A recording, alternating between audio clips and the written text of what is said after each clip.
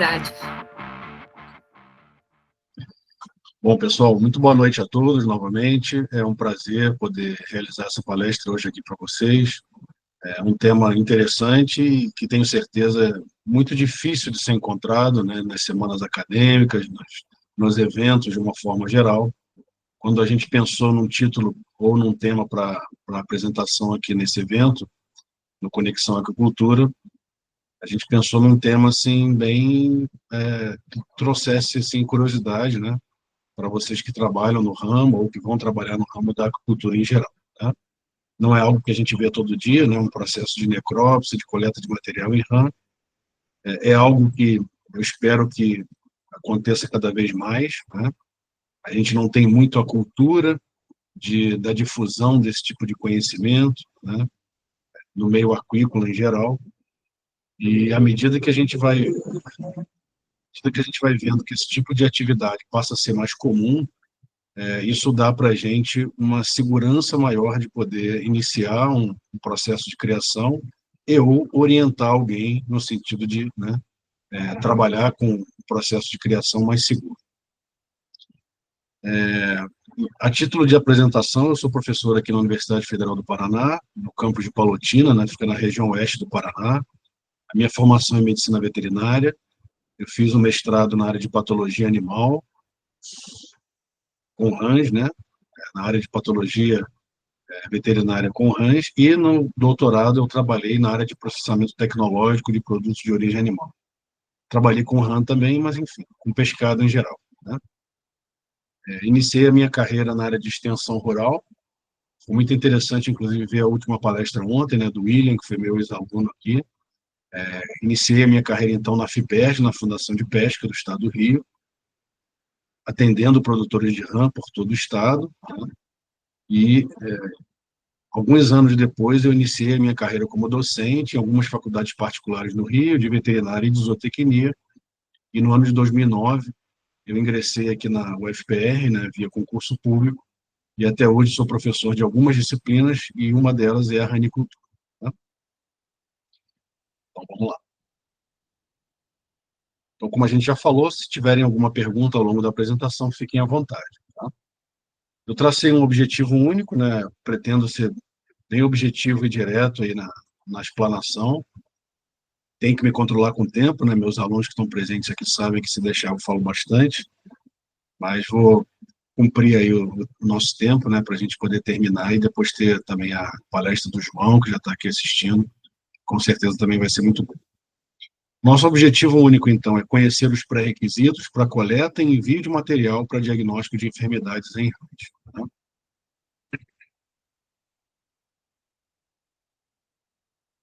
Eu dividi a palestra em 3 partes, então, primeiro vou fazer uma introdução, onde eu vou trabalhar com alguns conceitos bem básicos.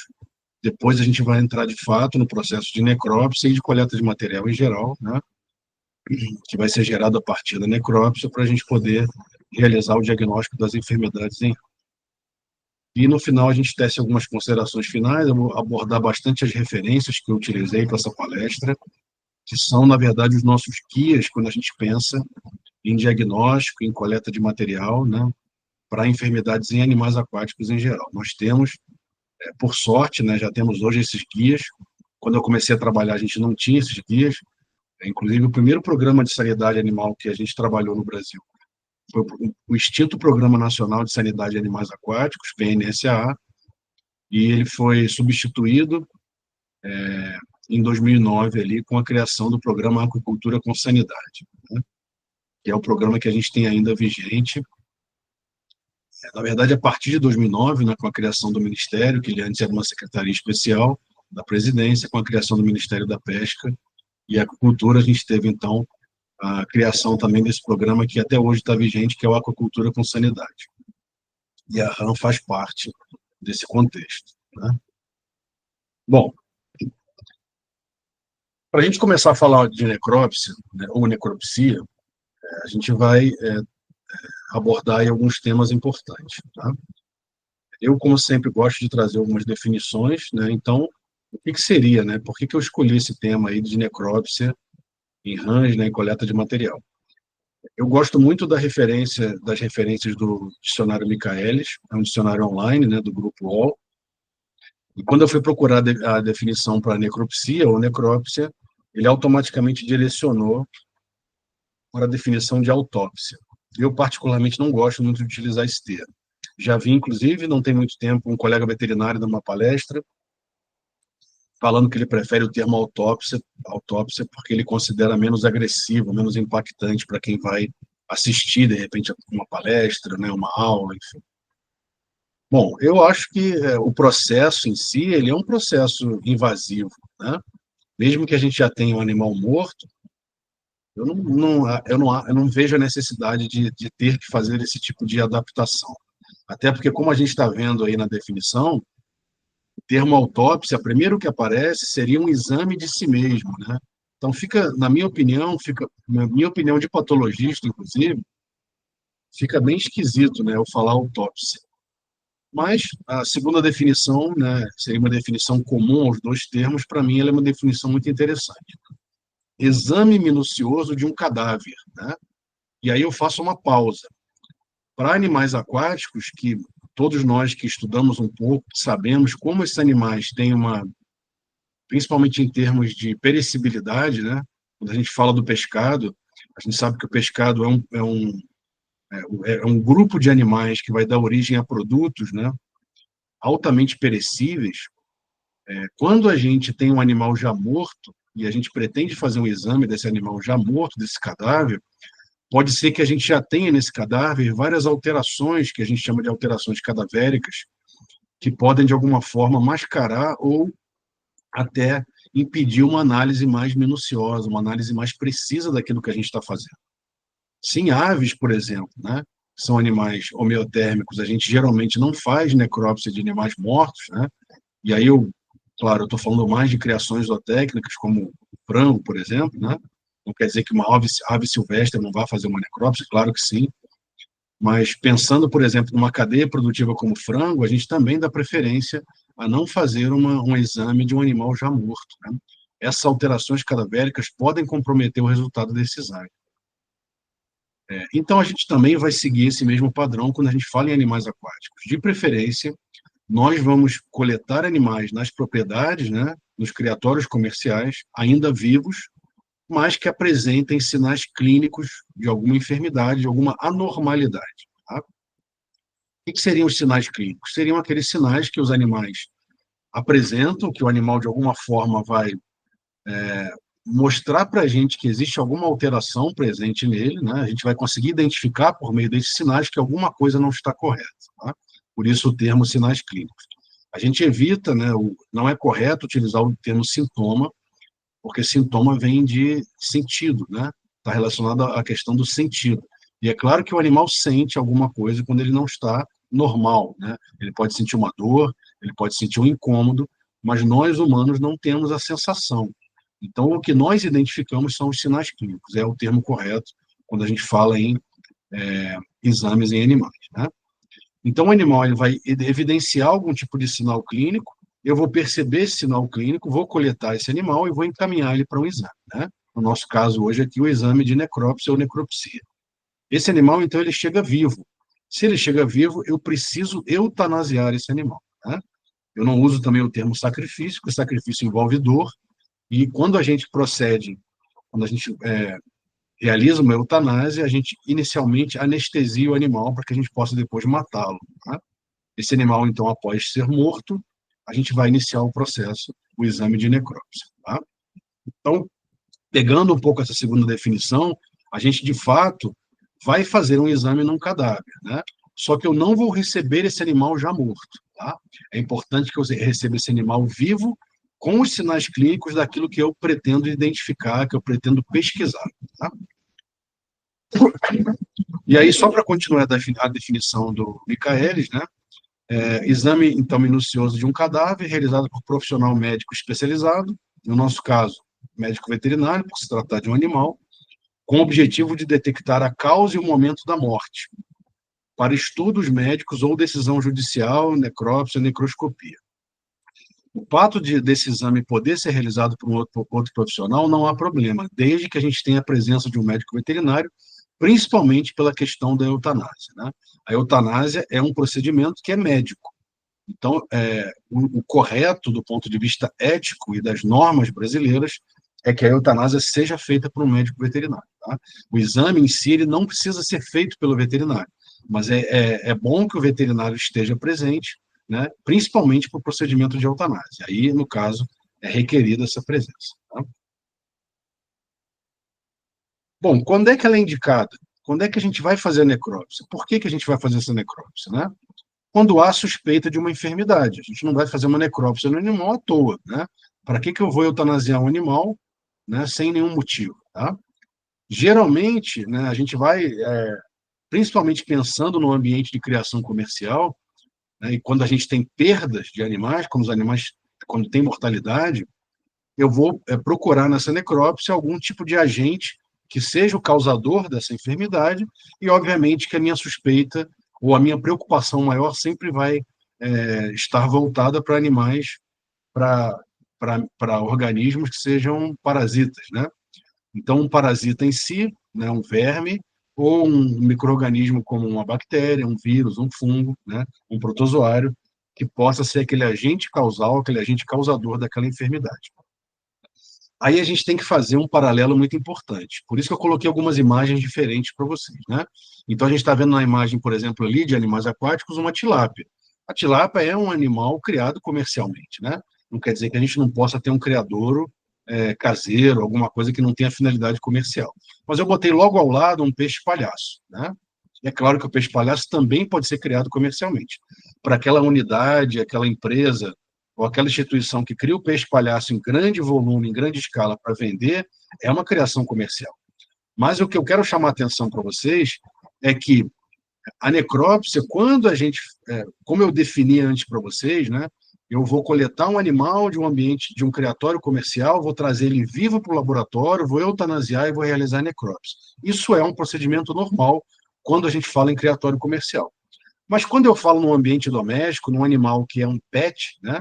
Ou seja, aquele animal criado por uma pessoa num ambiente caseiro, não com a finalidade comercial, esse exame ele tem que ser autorizado pelo proprietário. E aí sim, ele não vai ser feito com animal vivo, claro. Né? Esse animal, cujo dono vai, se ele tiver com alguma doença, ele vai fazer de tudo para salvar aquele animal, ele só vai ser submetido à necrópsia de fato quando ele morrer. Né? E o dono tem que ter interesse em fazer a necrópsia. Né? Ele tem que autorizar essa necrópsia ou ele tem que ter interesse, porque é um exame que muitas vezes para ele não vai significar muita coisa. Se esse criador caseiro, né, se essa pessoa proprietária desse animal tiver, por exemplo, mais de um animal no mesmo aquário, naquele mesmo ambiente, e aí eu boto outras espécies, né? Eu botei um camarãozinho ali, a gente pode pensar no camarão palhaço, por exemplo, que é um animal criado como pet, né? Não é um animal comercial, é criado em larga escala por uma pessoa comum, né? Um axolote aí, que seria um anfíbio, por exemplo, criado também como pet, as próprias rantouro, outras rãs, como o caso, né? Aquele sapinho Pac-Man também. O fato de eu ter mais de um animal em casa e um desses animais vier evoluir a óbito, ele vier a morrer, pode ser interessante um exame de necrópsia, por quê? Se eu estou lidando ali com um patógeno, uma bactéria, com vírus, com fungo, com protozoário, ao descobrir aquele agente causal, eu posso traçar medidas de controle corretivas, de tratamento para aqueles outros animais que ainda estão vivos, né? No ambiente comercial, a gente faz exatamente com essa finalidade, né? Só que no ambiente caseiro, muitas vezes aquele animal é o único daquela pessoa. Então, de fato, é muito difícil, é muito raro que essa pessoa encaminhe esse animal ou até autorize ou peça para que esse animal seja feita uma necrópsia desse animal com a finalidade de descobrir, né, a causa-morte. Né? E, na verdade, esse vai ser o objetivo quando a gente fala dos pets. Né? No caso de um pet, vai ser descobrir a causa-morte. Quando a gente fala de um criador comercial, a gente quer descobrir aquele agente causal da doença, principalmente se ele for infeccioso. Por quê? Se ele é um agente infeccioso, existe uma probabilidade maior dessa doença se disseminar naquele criatório. Então, quanto mais rápido eu acessar aqueles animais com sinais clínicos, né, coletar material, descobrir o agente causal, mais rápido também vão ser as ações e a probabilidade de salvar o restante daquele lote de animais. Bom, Como é que as doenças surgem, né? Pensando agora, né, de uma forma um pouco mais objetiva aqui na palestra, né, voltada mais para criatórios comerciais, como é que as doenças vão surgir, né?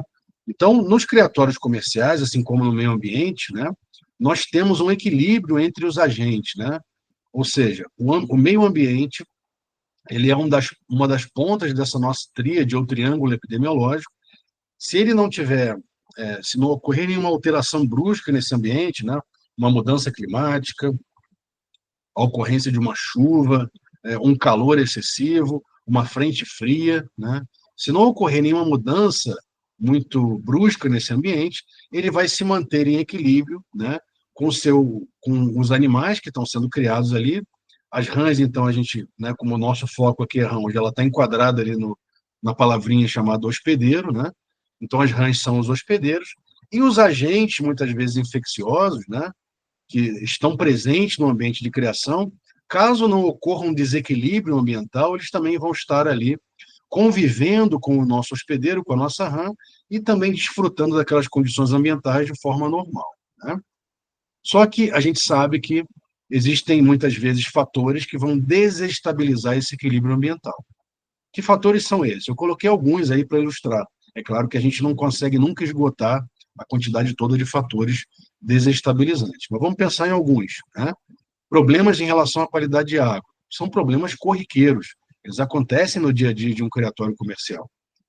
Elementos químicos ou compostos tóxicos que podem ser formados ou até inseridos naquela água, naquele ambiente de criação.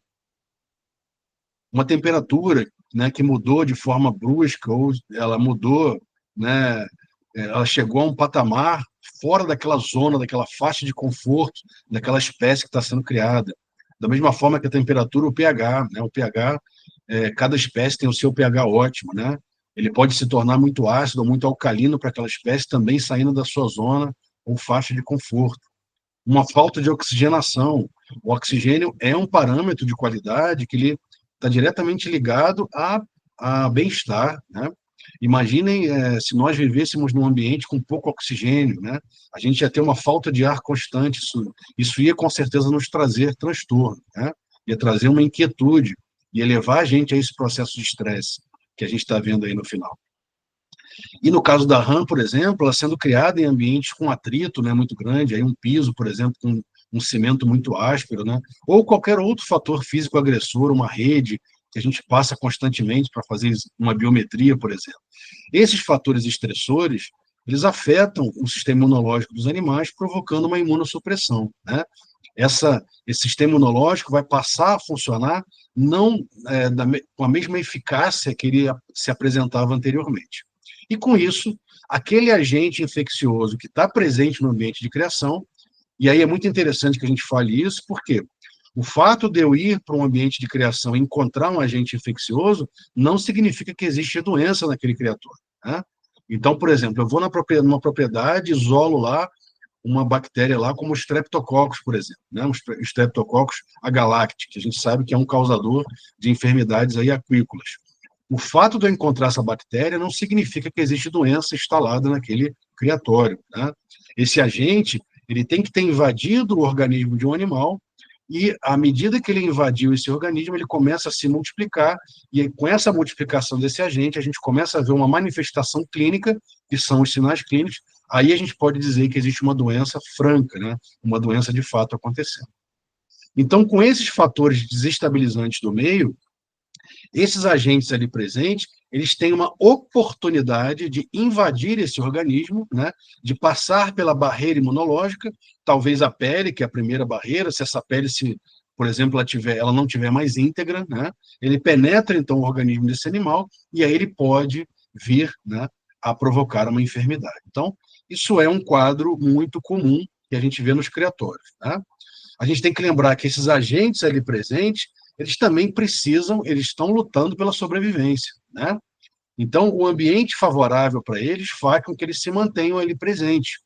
E se ocorrer, né, uma queda de imunidade nos animais, ele vai, então, muitas vezes agir como um agente oportunista, né? Ele vai atuar, para não ser redundante, ele vai atuar como um agente oportunista, e ele pode, então, vir a provocar uma enfermidade, né? Mas e aí? A gente viu ali um sinal clínico, né? A gente viu que o animal tem alguma normalidade, ele está apresentando um comportamento atípico. E como é que a gente vai descobrir, então? Né? Como é que a gente vai chegar até ao patógeno, ou aos possíveis patógenos ou agentes causadores das enfermidades? Nós temos, então, que procurar por evidências. Né? E a necrópsia, então, é uma forma, uma ferramenta que a gente vai utilizar para procurar por evidências de que existe ali um tipo de agente agressor, né? E ao descobrir esse agente, a gente vai, então, pensar em medidas de controle, né? Um possível tratamento e a erradicação desse agente no ambiente de criação. Tá? Mas existe uma outra coisa que eu queria chamar a atenção de vocês, né? Ou seja, eu já tenho ali a doença instalada, o problema ele já está acontecendo. Eu já não tenho mais aquele equilíbrio, né, entre os três atores aí do triângulo ou a tríade epidemiológica. Tá? A doença já aconteceu. Aí vem umas perguntas, né, interessantes em relação a esse comportamento do produtor, né? O que é necessário para que esse produtor ele reaja, né? Se morrer um animal, ele vai reagir, ou à medida que começam a morrer animais em várias baias, ele vai começar, então, a entender que aquele problema é um problema crítico, né? Em que ponto, em que momento que esse produtor ele vai dar um start, assim, digamos, na cabeça dele para ele entender que é preciso, é necessário uma reação por parte dele, né? Segundo, quanto tempo vai levar desde o produtor identificar que existe um problema até que ele comece a lançar a mão de medidas corretivas? Quanto tempo vai passar, né?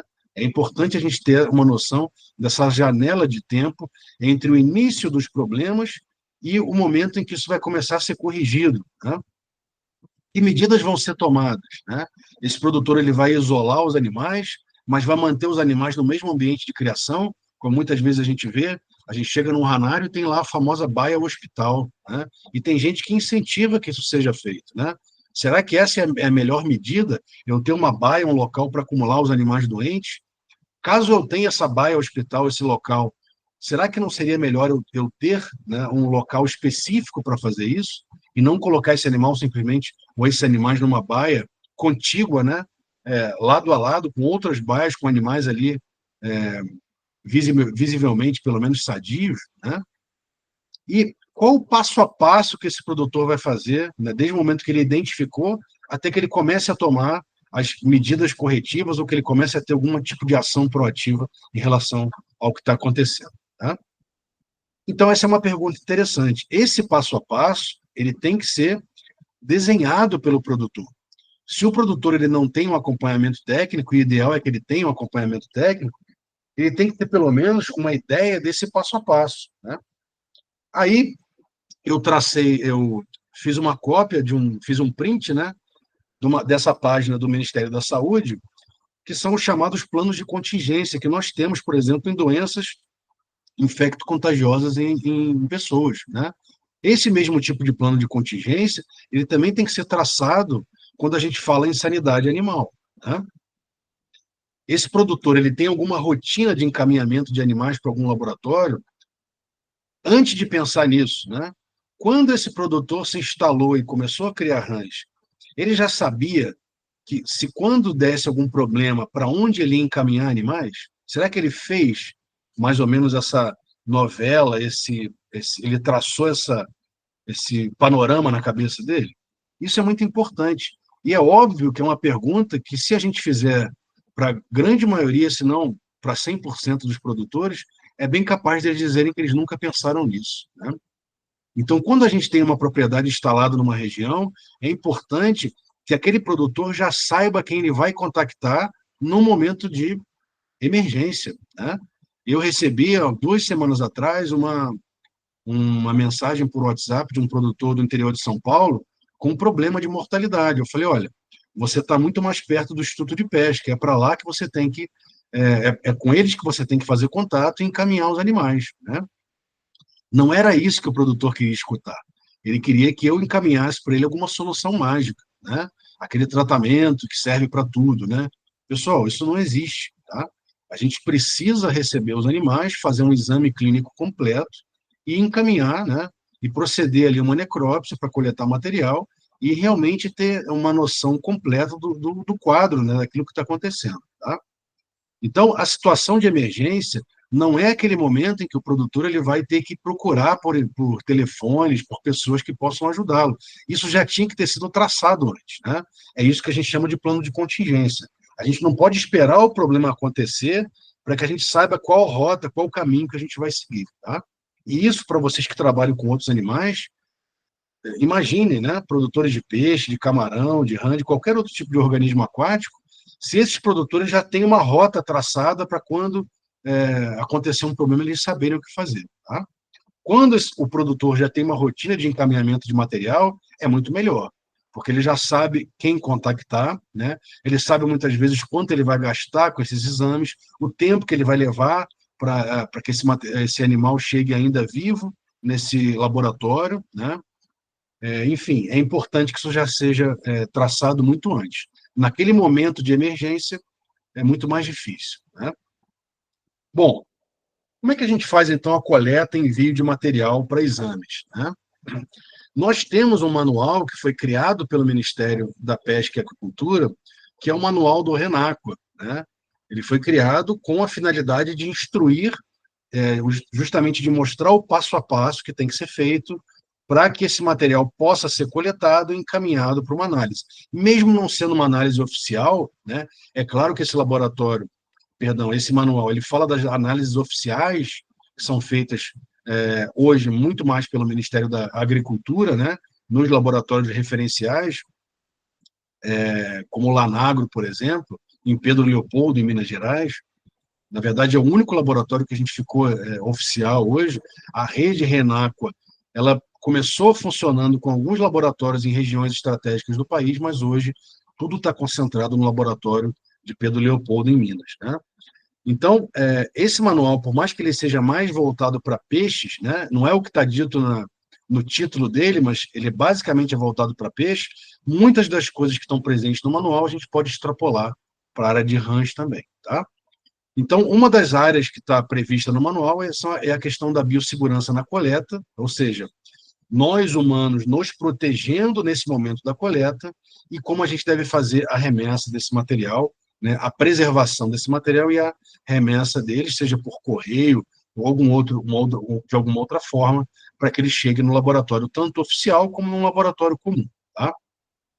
Então, essa pessoa que vai realizar o exame, ela tem que utilizar os equipamentos de proteção individual, os EPIs, né, como luvas, dependendo se ela for coletar esse animal e o próprio produtor, ele também tem que portar luva, ele tem que portar bota, aventais, um jaleco ou um tipo de roupa específica para aquilo, né? Dependendo do tipo de exame que a gente vai fazer, a gente também pode estar com uma máscara, né? Os exames microbiológicos, o ideal é que a gente faça a coleta estando, né, portando uma máscara. É, eu deixei mais ou menos aí o protocolo básico, né, para a gente não se aplicaria um colete salva-vidas, mas para animais que são coletados muitas vezes em balsas, em criatórios como gaiolas marinhas, por exemplo, em represas, né, em tanques de redes em represas, muitas vezes é necessário também ter esse tipo de material. Depois a gente faz a contenção do animal, a contenção física, né, que nada mais é do que a própria manipulação, né, e o fato de eu ter esse animal contido para que eu possa coletar, para que eu possa aplicar medicamentos, né, se for o caso, nesse animal. E essa contenção ela pode ser não somente manual, mas também a gente pode se utilizar aí uma rede, de um puçar, de um pano, para coletar melhor a rã. A rã ela produz muco, assim como o peixe, então ele é um animal escorregadio. Se eu enrolo esse animal num pano, obviamente de preferência limpo, né, e previamente higienizado e desinfetado, a gente vai conseguir manejar esse animal com mais facilidade. Mas o próprio balde, sacos, né, que são utilizados para transportar os animais, também fazem parte desse momento da contenção. Tá? Bandeja, o material cirúrgico que a gente vai utilizar para poder coletar o material ali em si. E, no caso da contenção química, a aplicação aí de analgésicos e anestésicos. Esses que são apresentados no slide são aqueles que constam desse manual. Né? Só que, para a RAM, a gente trabalha com outros tipos de produtos. Tá? Por exemplo, a gente não vai ver aqui, né, a presença do eugenol, tá? O eugenol, que é muito utilizado, né, em peixes, né?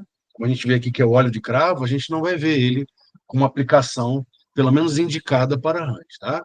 Então, eu fiz um parecer para o Conselho Regional de Medicina Veterinária de São Paulo em 2021, justamente porque há uma necessidade da reformulação da resolução,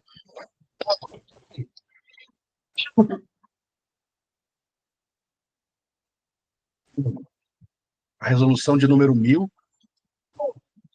do Conselho Federal de Veterinária, que fala da eutanásia dos animais. E essa resolução que eu coloquei aqui, ela é de 2012, ela já está bastante defasada, né? Então, eu busquei, quando fiz esse parecer para o Conselho de São Paulo, outros tipos de guias ou legislações, inclusive internacionais, do Código Sanitário da antiga OIE, hoje Organização Mundial de Saúde Animal, né, o Guia de Medicina Veterinária da AVMA, né, que é uma associação de médicos veterinários americanos, e o próprio as diretrizes do CONSEA. Eu fiz uma análise para a gente poder verificar quais seriam os melhores métodos de eutanásia, né? E eu trabalho, né, a gente pode trabalhar com alguns, né, esse MS-222, que é a tricaína metano sulfonato, que também é utilizada no peixe, ela também pode ser utilizada em rãs, mas eu prefiro trabalhar com a lidocaína, que é o que eu vou mostrar para vocês aqui, no procedimento que eu fiz, tá? Que eu faço, né, normalmente. Eu falo que eu fiz porque ontem eu fiz um procedimento aqui com os alunos para, inclusive, a gente registrar algumas fotos assim bem interessantes para vocês. Depois, então, de feita a contenção, tanto física quanto química, a gente também tem que, enfim, ter sido feita toda a coleta de material. Nesse guia aqui também estão presentes as formas de descarte de material. Nem tudo que a gente vai se utilizar dos materiais ali do processo vai ser aproveitável. Quando a gente fala do material permanente, as nossas tesouras, pinças, esse é o material que ele vai ser lavado, higienizado e depois esterilizado, mas uma outra parte do material ali, as próprias alguma víscera que eu não utilizei do animal, o restante da carcaça, o sangue, tudo isso vai ser descartado, né? Assim como outros tipos de materiais descartáveis também, como agulhas, seringas, que tem um tipo de descarte específico, porque é um material de risco, né? Um material pérfuro cortante.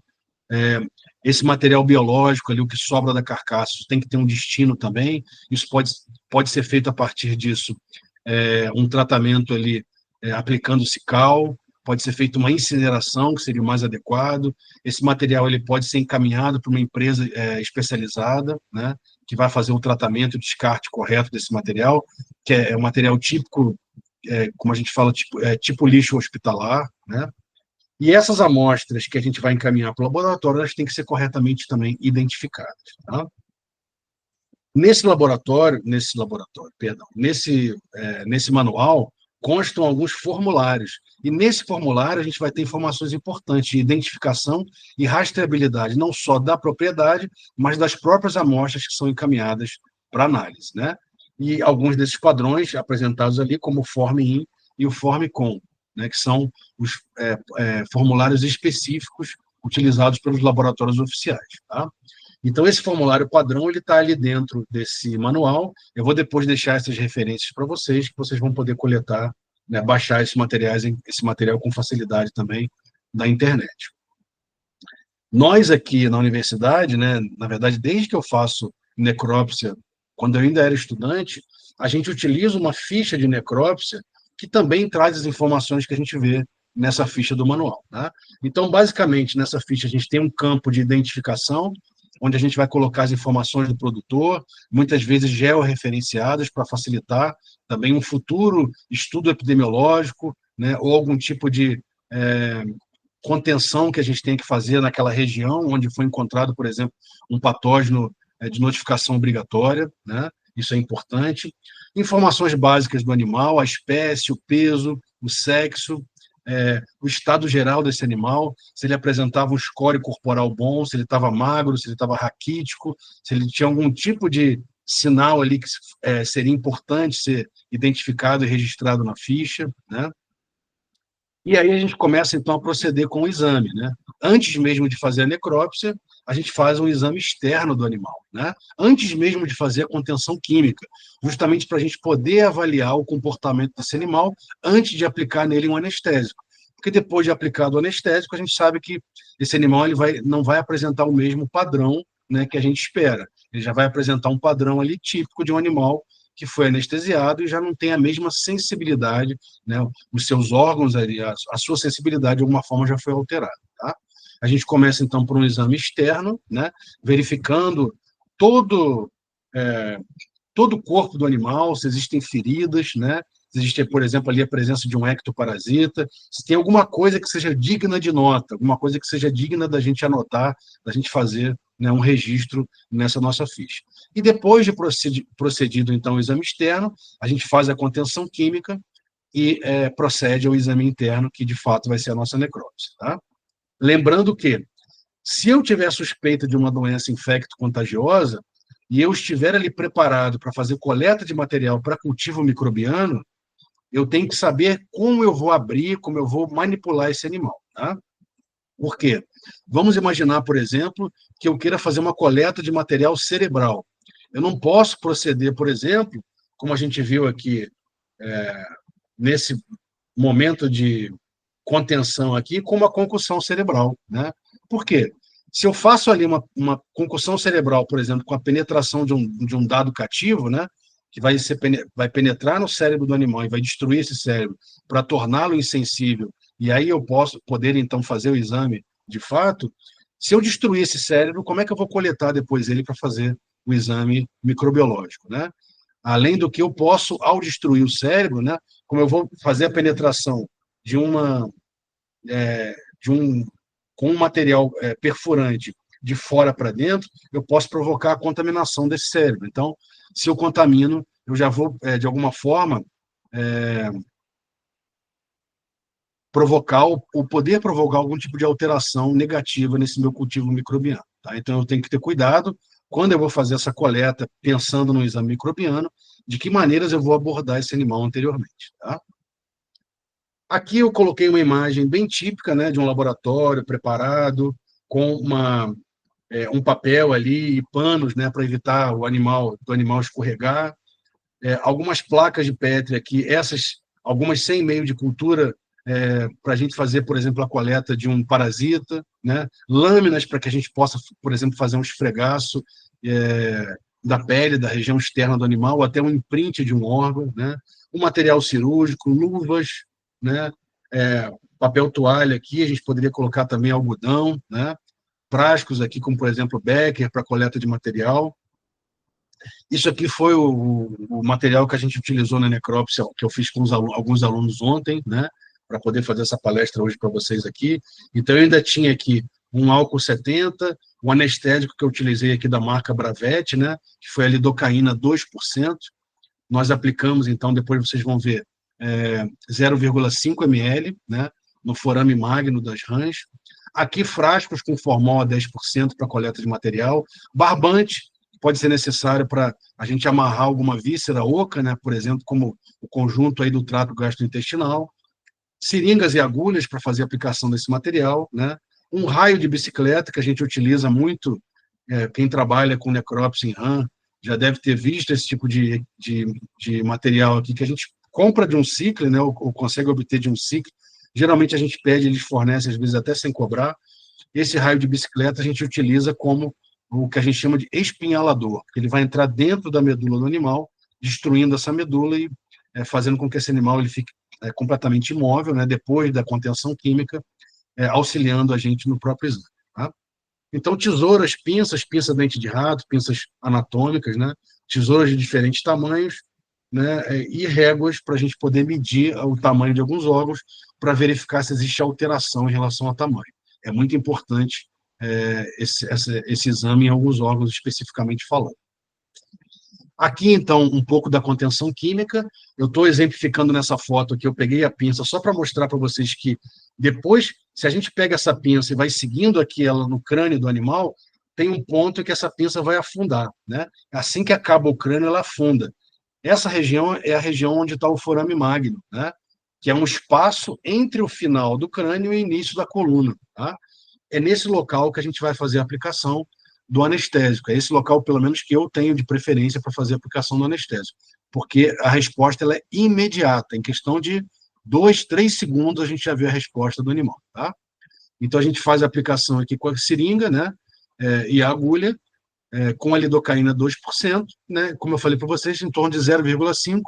A dose é entre 0,2 a 2 ml, né, por animal. Como eu estava trabalhando com animais aqui de 300, 400 gramas, eu trabalhei com 0,5. Caso eu verificasse que o animal não foi anestesiado o suficiente, eu poderia aplicar uma dose maior, tá? Então, depois da aplicação do anestésico, eu procedi, então, com a perfuração da medula com o espinhalador. Então, aquele raio de bicicleta que eu mostrei antes para vocês, que é o nosso espinhalador, ele já penetrou aqui, ó, por dentro da coluna vertebral, então esse animal ele ficou completamente insensibilizado, tá? No exame externo, como a gente falou, então, a gente vai verificar características, né, observacionais ali de comportamento do animal. Então, vejam que, se você tendo esse animal, não sei, aqueles que têm um pouco mais de experiência com rãs, já conseguem ver que o corpo do animal está levemente tombado para a esquerda, né? Só que, ao pegar o animal, isso não fica tão evidente. Então, quando a gente coloca esse animal em estação, a gente colocou ele em cima da nossa mesa aqui de inox, ele automaticamente já mostrou essa característica dele estar com o corpo meio lateralizado. Isso é típico de uma enfermidade que a gente chama de síndrome vestibular. Eu não posso bater o martelo, dizer que é a doença, porque eu não fechei diagnóstico, mas a suspeita é que esse animal tenha uma meningoencefalite, né? Uma inflamação tanto do cérebro como das meninges, né? Que pode levar a esse quadro de incoordenação motora que a gente chama de síndrome vestibular, tá? Então, a nossa suspeita para essa fêmea aí, no caso, foi de síndrome vestibular. Um outro animal que a gente necropsiou foi esse macho, né, que veio desse proprietário, e, na verdade, ele era um animal que ficava para trás. Ele não tinha uma doença, de fato, tá? Mas ele tinha aqui uma malformação congênita. Ele não teve uma formação adequada dos membros anteriores, né? Esses membros eles ficaram atrofiados. Então, esse animal ele ficava, muitas vezes, com a cabeça submersa na água dentro da baia, né? E esse produtor falava que esse animal, às vezes, quando ele estava fazendo a renovação de água, ele tinha muita dificuldade, porque ele parecia que ele estava se afogando. Então, ele saía, então, daquele ambiente aquático, justamente por essa dificuldade de apoio que ele tinha, por conta dessa deformidade aqui, né, congênita dele dos membros anteriores. Aqui um outro macho que a gente necropsiou, esse tinha uma ferida nessa região aqui, na externa da cavidade oral, possivelmente é, é, pode ter ocorrido em função de um bote numa ração. No piso de cimento da baia, ele ralou, né, essa região aqui da boca, né, e formou aqui uma porta de entrada para um micro-organismo. E aqui, esse mesmo animal, uma porta de entrada, eu diria, muito mais severa, porque aqui a gente consegue ver que a pele, a integridade da pele foi rompida, é possível ver a musculatura já exposta ao ambiente e também um nervo, né? Então, esse animal possivelmente estava com uma dor muito grande, porque ele tinha um nervo exposto, tá? Então, isso é também algo que é muito significativo quando a gente anota lá na ficha de necrópsia dos animais. Um outro tipo de característica muito peculiar, que aparece com certa frequência, é esse prolapso de cloaca, né?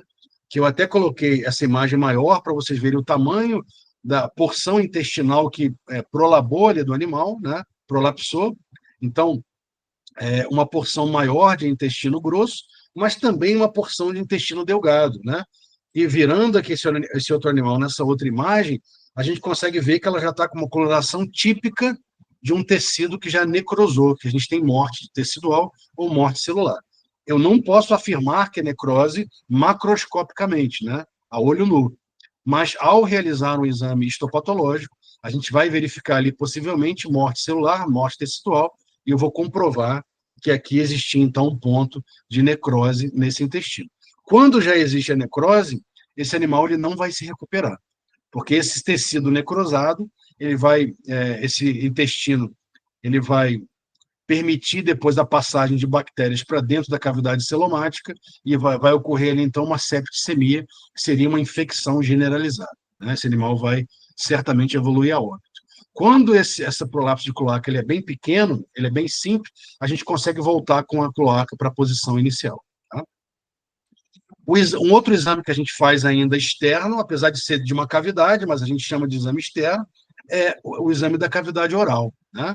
Então, aqui, apesar desse animal já estar formalizado, a cavidade já está um pouco mais amareladinha, né? A gente consegue ver que não tem nenhuma anormalidade. A língua do animal está normal, né? Aqui a abertura da laringe, aqui a abertura da faringe, né? Não existe nenhuma úlcera, nenhuma ulceração no palato do animal. Aqui as narinas também normais, né? Os dentes vomerianos, abertura para os ouvidos, né? A trompa de Eustáquio. Então está tudo normal nesse animal aqui dessa imagem. Nesse animal da direita, que foi um dos animais que a gente trabalhou ontem, a gente já via que a língua do animal estava avermelhada, né? Ela estava hiperêmica, com a presença ali de uma hemorragia difusa. Tá? O mesmo quadro, né, de hemorragia difusa, é um quadro inflamatório, a gente viu também na cavidade desse animal, na cavidade oral. Tá? Então, a gente consegue ver, inclusive, aqui ó, a presença de nódulos. Tá? Nesse intestino também, é possível ver a presença aqui de um nódulo esbranquiçado. Tá? Esse nódulo é típico de algumas enfermidades, como a micobacteriose, que é uma enfermidade, inclusive, zoonótica. Então, mais uma vez, a importância da gente estar portando luvas ao manipular esses animais. Tá? Então, se a gente tem um nódulo aqui no intestino grosso, que é um órgão do sistema digestivo, a gente também tem aqui no assoalho da boca, né, a presença de nódulos. Então, pode ser que esse animal tenha tido uma contaminação por meio de uma bactéria na cavidade oral, e essa contaminação ela se estendeu por todo o trato digestório do animal. Tá? A gente está vendo aqui, inclusive, que essa região aqui próxima da abertura da laringe também está hiperêmica, né? Está avermelhada e inflamada. Tá? Bom, a gente abre a cavidade puxando aqui a pinça, né? Funcionando aqui a pinça, a pele, e faz um corte. Geralmente eu faço um corte mais lateral, né? Então, depois que a gente faz esse corte lateral, a gente rebate a pele, verifica se tem algum corpo estranho, alguma coisa digna de nota no subcutâneo. A gente vê que não tem gordura entre a musculatura e a pele da rã, né? Ela não tem gordura no subcutâneo, como nós mamíferos. Em seguida, a gente faz a abertura da cavidade. Ela já até já abriu um pouquinho aqui, né? Essa musculatura, para poder acessar os órgãos aqui dentro, tá? Essa abertura a gente também faz com o auxílio da tesoura e cortando lateralmente, porque se a gente corta aqui nessa parte frontal, geralmente a gente perde a integridade da bexiga, né? Da bexiga urinária. Então a gente faz um corte mais lateral para manter íntegra a bexiga urinária para avaliar essa bexiga também, tá? Então, ao fazer esse corte, a gente já tem acesso à cavidade, e aqui a gente tem um panorama geral dos órgãos. Então, a gente consegue ver, a primeira coisa que salta aos olhos são o fígado, né? Os lóbulos hepáticos. Aqui entre os lóbulos hepáticos, a gente está vendo a vesícula biliar. A gente está vendo aqui já o coração, apesar dele ainda estar dentro do saco pericárdico, né? Ou pericárdio, como a gente também conhece. A gente está vendo aqui o estômago com a sua curvatura normal, né? E já iniciando aqui o intestino delgado. Como se trata de uma fêmea, eu estou vendo os ovários bem desenvolvidos, ovário esquerdo e ovário direito, né? A gente está vendo também o oviduto, que é o que a gente conhece nas fêmeas dos mamíferos como trompas, né? Então, aqui o oviduto esquerdo, aqui o oviduto direito. Aqui por cima o corpo adiposo, o corpo gorduroso, que é um órgão de acúmulo de gordura da rã. Continuando pelo intestino, que a gente está vendo a alça do início do intestino delgado aqui embaixo, ele passa por trás desses órgãos e continua aqui, ó. Então, esse intestino delgado, ele continua até que ele chega nessa porção mais alargada aqui, que é o intestino grosso, tá? E a gente está vendo aqui no meio desses órgãos também o baço, né? Então, ao observar os órgãos sem movimentar eles inicialmente, eu consigo verificar se eles estão na posição correta. Isso é um início do exame de necrópsia, né? A primeira verifica se os órgãos estão na posição correta, tá? Aqui, então, os órgãos que a gente diria que são os órgãos-chave para a gente identificar doenças, né? Então, o fígado, os dois pulmões, o coração e os rins, né? São órgãos, assim, muito importantes para a gente fazer análise quando a gente procura alguma enfermidade, né? Está faltando aqui o baço, que a gente vai mostrar depois também, tá? Então, o fígado, né? Se vocês repararem essa fêmea aqui, ela tinha um fígado esverdeado.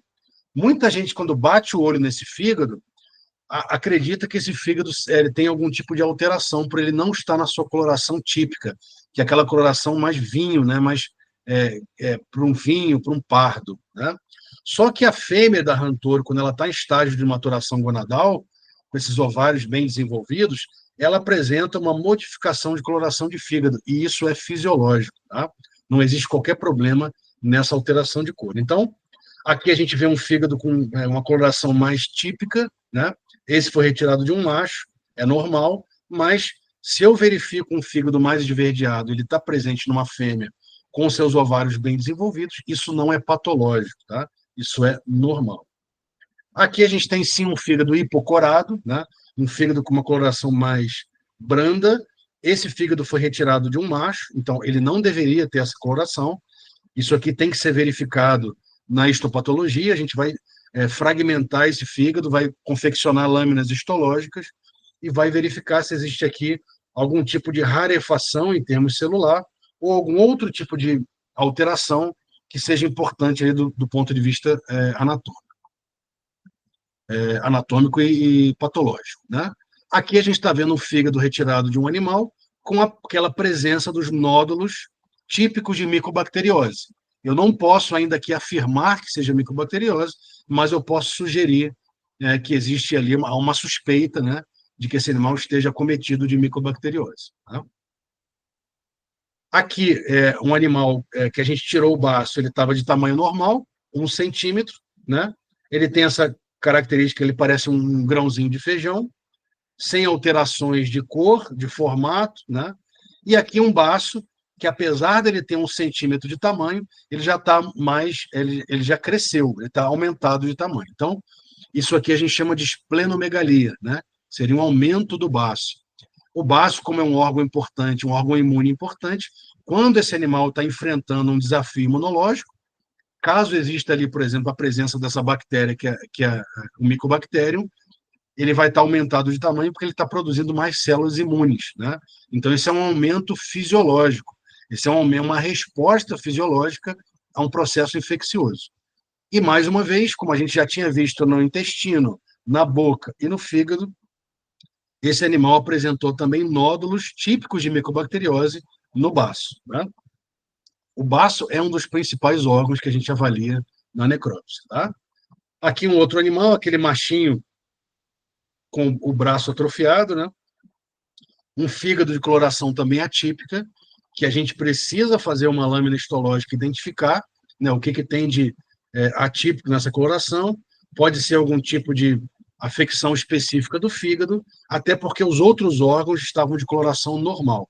O coração, que já está um pedacinho para fora daqui do saco pericárdico, de coloração normal. Os pulmões, ó, o pulmão esquerdo, o pulmão direito, bem rosados, isso aqui é bem típico, é bem normal, né? Não tem nada de alteração aqui.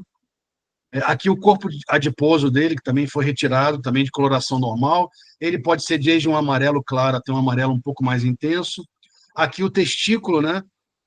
Esse órgão circular que a gente está vendo aqui na pontinha do tecido adiposo, já removido do animal, é o testículo também de coloração e tamanho normais, né?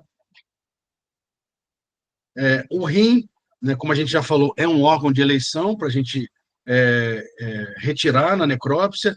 Vocês estão vendo que tem uma parte mais esbranquiçada aqui, onde eu estou passando a mãozinha. Ó. Isso aqui é a chamada glândula adrenal, né?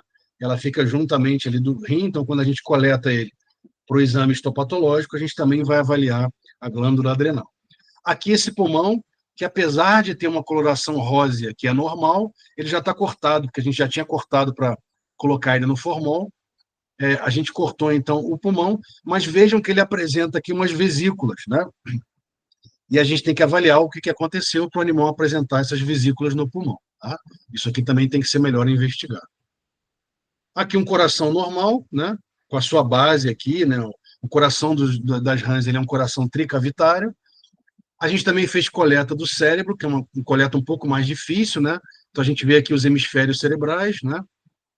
É importante quando a gente faz a coleta para diagnóstico daquela síndrome vestibular, lembrando que se eu faço ali a abertura do crânio para coleta de material para microbiologia, primeiro eu faço um swab desse material, né, para semear em meios específicos, para depois eu retirar esse material aqui com uma pinça e com uma tesoura para fixar ele em formol. Tá? Aqui a fixação do estômago e do intestino. Esse intestino aqui foi daquela fêmea que estava com o prolapso de cloaca, né? O ideal é que a gente pegue um segmento intestinal de transição, né? Uma área que está mais avermelhada, que vocês estão vendo que praticamente todo esse segmento está alterado. Quando a gente faz esse corte, o ideal é que a gente faça um corte que pegue uma área não alterada, uma área de transição para a área de alteração e a área em si alterada. Os órgãos ocos, eu aprendi uma técnica na minha época de estudante, né? E a gente coloca esses órgãos ocos colados ali, a gente molha eles no formol e coloca em um pedaço de papel, uma própria folha A4, eu corto ali um retangulinho, um quadradinho, e aí colo esse órgão ali para que ele fique, para que ele seque nesse papel esticado, né? Para que depois, quando eu coloco ele no formol, ele fique aberto. Se eu coloco um órgão oco, como o estômago, o intestino direto no formol, pode ser que ele formolize e fique muito grudado. Isso dificulta muito a análise e a própria confecção de uma lâmina histológica depois. Tá? Aqui o intestino, né? Na verdade, o intestino não, todo o tubo digestivo. Então, aqui eu fiz uma amarração na altura aqui do esôfago, então tem um pedaço do esôfago. Geralmente, o esôfago de uma rã adulta ele vai medir entre mais ou menos 3, 4, até podendo chegar a quase 5 centímetros. Esse estômago que vai ter um tamanho maior, podendo chegar da sua região cardíaca até a região pilórica, aí variando de 5 a 7 centímetros mais ou menos. Depois a gente tem o intestino delgado, né, que é a maior porção, e depois um segmento de intestino grosso, que também tem em torno aí de 5 centímetros. Tá? Então, dá para a gente ver aqui bem as áreas, né, que estão mais hiperêmicas, mais irritadas, mais inflamadas, e uma área aqui que possivelmente já está necrosada. Tá? Eu não posso afirmar isso aqui macroscopicamente, mas histologicamente isso aqui provavelmente é uma área de necrose. Então, caso eu fosse coletar material aqui do intestino para avaliar, essa região aqui eu faria um corte mais ou menos nessa altura, né? Pegando dessa altura até essa altura aqui do intestino delgado, que aí eu teria uma área de início de processo inflamatório para uma área onde esse processo já está mais agravado. Tá? E aqui eu tenho uma área que não tem processo inflamatório, né, ou que eu não consigo verificar aqui macroscopicamente, e aqui eu já tenho processo inflamatório. Então, poderia também coletar outros segmentos intestinais para análise. Bom, além da coleta desses órgãos, né, o ideal é que eu também faça a coleta de material quando eu tenho a suspeita de uma doença infecciosa. Então, se existe ali a presença de um vírus, de um fungo, de uma bactéria, né, eu posso coletar material, posso semear em meios específicos, né, para que a gente possa, então, fazer uma análise posterior e identificar melhor aquele agente infeccioso. Ao identificar melhor esse agente infeccioso, eu vou conseguir saber exatamente com o que eu estou lidando, né, com o tipo de agente causador daquela doença eu estou lidando, e eu posso também pensar em exames posteriores, como, por exemplo, se eu faço o cultivo microbiano, eu posso, em seguida, fazer um antibiograma, para saber qual tipo de antibiótico é mais indicado para tratar aquele tipo de animal e aquele lote de animais que estão acometidos por aquela enfermidade. Tá? Vejam que nessa imagem aqui, que foi de um trabalho que a gente fez há mais de 10 anos, né, coletando animais de um criatório comercial, os animais apresentavam aqui úlceras, e até perda de membros, né, perda da ponta de dedos aqui, e úlceras em membros, né?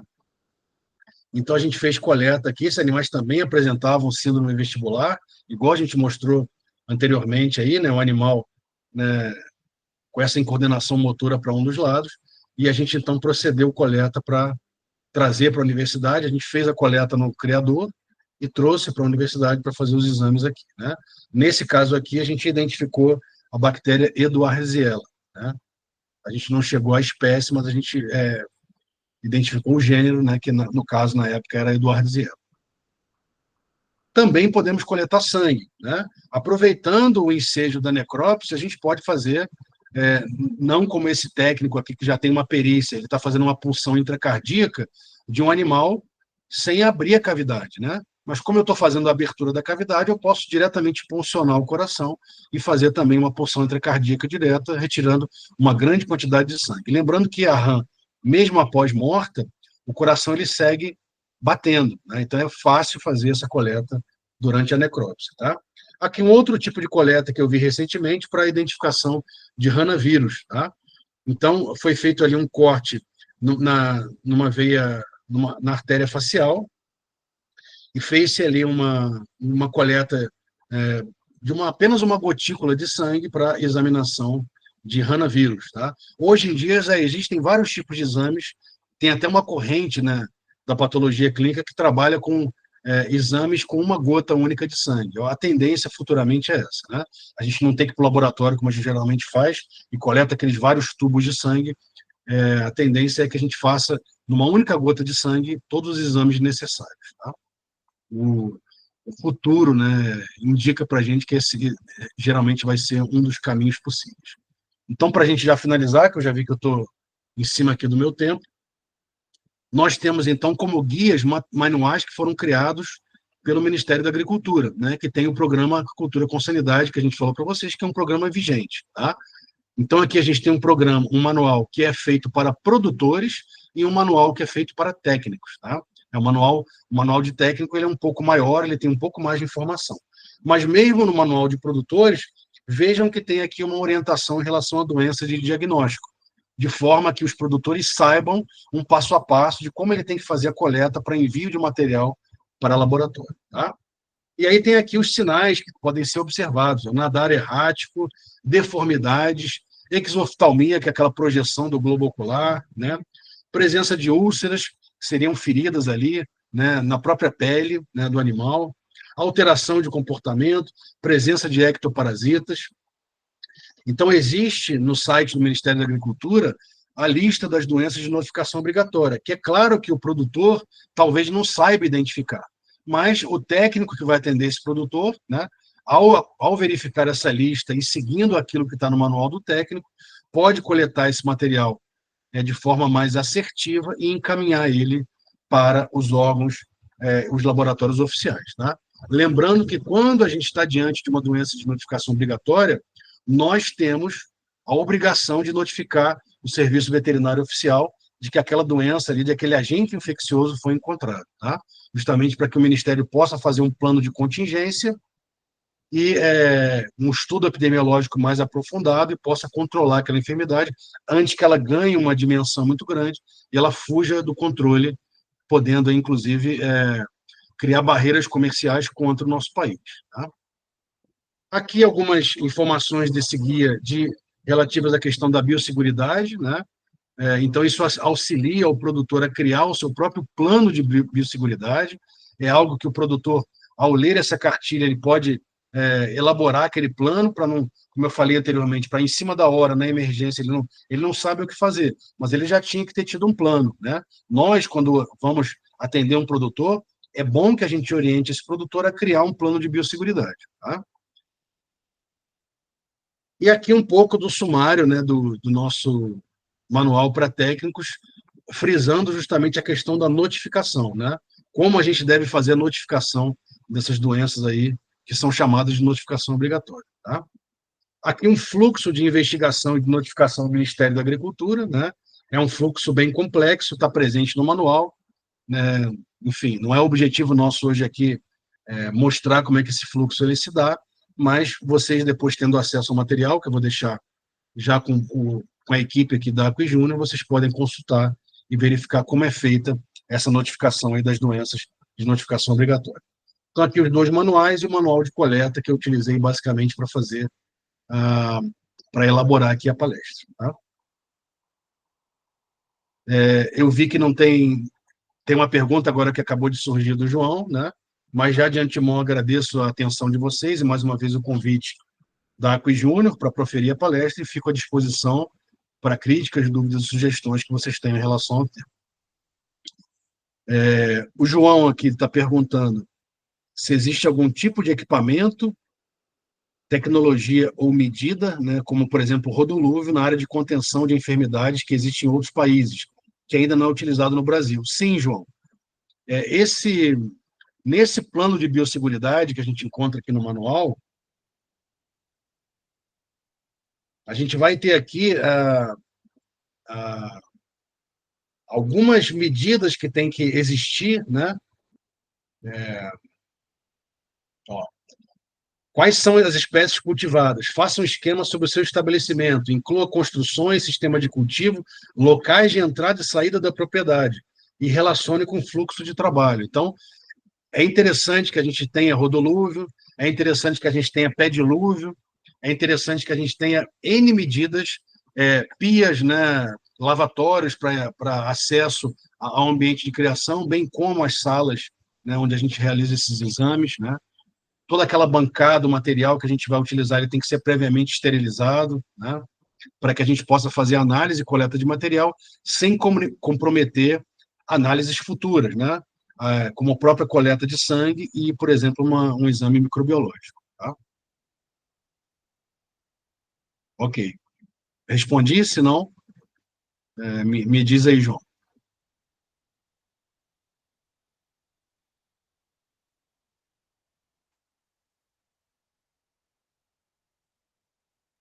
A Isabela está perguntando aqui se o uso de 0,5 de lidocaína funciona apenas como anestésico. Eu trabalho, eu anestesio o animal com a lidocaína e logo em seguida eu espinhalo ele. Eu faço uma complementação, tá? Mas essa dose que a gente utiliza é uma dose alta para esses animais e ela causa uma depressão profunda do sistema nervoso. Então, o animal ali, geralmente, ele já evolui a óbito, tá? Já é o suficiente para que a gente possa necropsiar e fazer coleta de material. A Nádia aqui pergunta por qual motivo se cria locais para tratar animais doentes. O produtor ele tem, às vezes, pena de se desfazer dos animais, né? Então, ele acredita que ele vai conseguir, aquele animal vai conseguir se recuperar, ou ele fica esperando algum tipo de tratamento, né? Eu falei com vocês mais no início da palestra que eu recebi o contato desse produtor de São Paulo e ele não ficou muito contente com a orientação que eu dei para ele, que era de visitação de um técnico, para que o técnico coletasse material ou que ele levasse os animais doentes até o Instituto de Pesca. Tanto é que uma semana depois, outro produtor me ligou e começou a me relatar os mesmos problemas. Eu falei, mas quantos estão morrendo? Aonde? Qual é a localização? Né? Quando ele se identificou lá para mim, aí esse produtor falou assim, não é para mim, não, é para um amigo meu que é produtor. Ou seja, aquele produtor não conseguiu a informação que ele queria comigo e ele tentou a mesma informação com outro produtor. Então, é comum isso acontecer, tá? E eu passei a mesma informação. Falei, olha, eu já tinha passado para esse produtor o contato de uma técnica em São Paulo, que está mais próximo a ele, para fazer uma visita em loco, que é o ideal, né? O ideal é que o profissional vá em loco coletar os animais, se não for possível, que o produtor encaminhe os animais até o laboratório, tá? E de preferência, como eu falei, vivos, tá? Para que a gente possa eutanasiar o animal no laboratório e não ter muita alteração cadavérica que vai impactar negativamente na nossa análise daquilo que vai ser, né, coletado da necrópsia. E aí ela faz uma outra pergunta, né? Quais os impactos negativos para isso? O impacto negativo é que você, mantendo o animal com a enfermidade presente dentro daquele galpão de criação, você mantém o foco, né, daqueles animais ali e o agente infeccioso presente.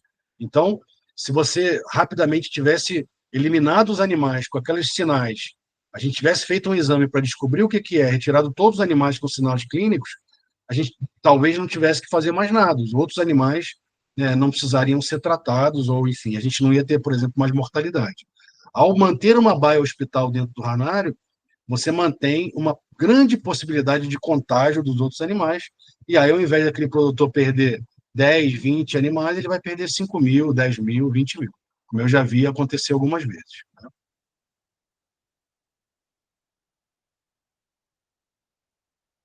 O Thales pergunta aqui como deve ser o manejo das baias hospitais. Não, o ideal é que não tenha baia hospital, Thales, né?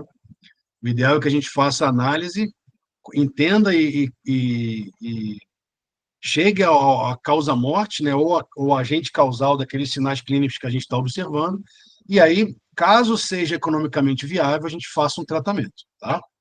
Se não for economicamente viável, a gente vai descartar os animais com sinal clínico e vai deixar aqueles que não têm sinal clínico, né, sem tratamento mesmo. Eles mesmo, como eles têm a barreira imunológica, né, o ideal é que a barreira imunológica esteja eficiente, né, o animal sadio, ele mesmo consiga debelar aquele agente infeccioso. Tá?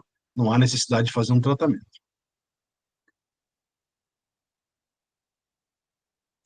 A lidocaína, Isabela, em baixos níveis, né, ela vai, dependendo da quantidade, né, que a gente aplica ao longo do tempo, ela vai provocando uma depressão, é, ela, vai, ela, vai, ela vai entrando em planos anestésicos cada vez mais profundos. Tá? Então, a gente pode ter, dependendo da região ali de aplicação, por exemplo, a gente pode ter uma parada respiratória. Né?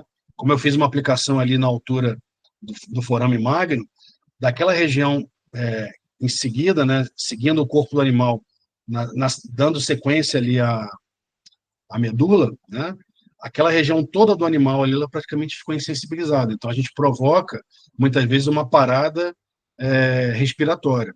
Mas a cardíaca, como a gente está acostumado a ver o coração da rã bate fora do corpo, a gente retira ele e fica batendo, né, na nossa mão, ou na própria prancheta lá que a gente faz a coleta, a gente não consegue promover a parada cardíaca com aplicação de anestésico.